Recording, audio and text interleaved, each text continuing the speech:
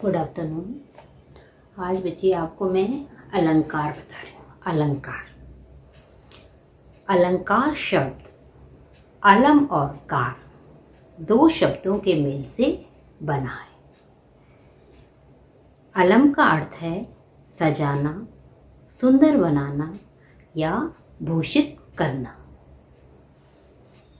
ठीक है, अर्थात अलंकृत करने वाला साधन ही अलंकार कहलाता है। सामान्य रूप से अलंकार का अर्थ गहना या आभूषण है।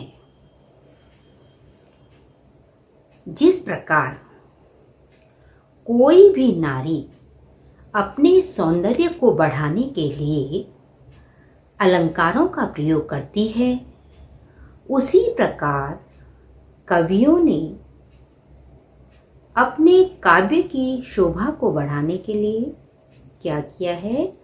अलंकारों का प्रयोग किया है। अलंकार का सामान्य अर्थ क्या है? आभूषण, गहना। जो किसी को अलंकृत करे वही अलंकार है। ठीक है, काव्य की शोभा बढ़ाने वाले गुण धर्मों को अलंकार कहते हैं। ठीक है, काव्य की शोभा बढ़ाने वाले गुण धर्मों को अलंकार कहते हैं। अब है अलंकार के कितने भेद हैं? अलंकार के दो भेद हैं, शब्दालंकार और अर्थालंकार। अब देखिए बच्चे, शब्दालंकार जब काव्य में किसी शब्द विशेष के कारण चमत्कार उत्पन्न होता है अथवा सौंदर्य बढ़ता है, तब वहां शब्दालंकारों का प्रयोग किया जाता है।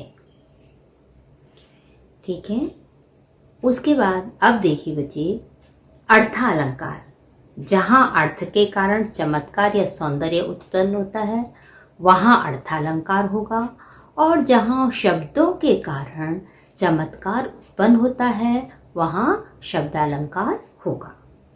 अब देखिए, शब्दालंकार के भी भेद हैं। तो अब मैं आपको शब्दालंकार के भेद बता रही हूँ। शब्दालंकार के 3 भेद हैं, अनुप्रास, यमक और श्लेष। अब समझो बेटे, सबसे पहला है अनुप्रास अलंकार। जब काव्य में किसी वर्ण की आवृत्ति एक से अधिक बार होती है तब वहां अनुप्रास अलंकार होता है। सब बच्चों को ध्यान में रखना है कि पहले आपको ध्यान पूर्वक समझना है। जब तक समझेंगे नहीं आपको अलंकार नहीं आएंगे। तो अनुप्रास अलंकार का क्या है? जब काव्य में किसी वर्ण की बार बार आवृत्ति होती है वहां अनुप्रास अलंकार होता है। अब जैसे चारु चंद्र की चंचल किरणें, यहाँ पे क्या है? कौन से वर्ण की आवृत्ति हो रही है? च। कितने बार आया है? 3 बार। च, चारु, चंद्र और चंचल 3 बार। विमल वाणी ने वीणा ली, व वर्ण। विमल वाणी ने वीणा ली। तरनि तनुजा तट तमाल तरवर बहुछाई। कौन सा वर्ण आ रहा है? त वर्ण। अगर बच्चे ध्यान से समझेंगे तो बहुत जल्दी अलंकार समझ में आते हैं। अब जैसे सुरभित सुंदर सुखद सुमन तुझ पर खिलते हैं, सवर्ण की आवृत्ति। ठीक है, तो अनुप्रास अलंकार की क्या परिभाषा होगी? जब काव्य में किसी वर्ण की आवृत्ति एक से अधिक बार होती है तब वहां अनुप्रास अलंकार होता है। जैसे चारु चंद्र की चंचल किरणें।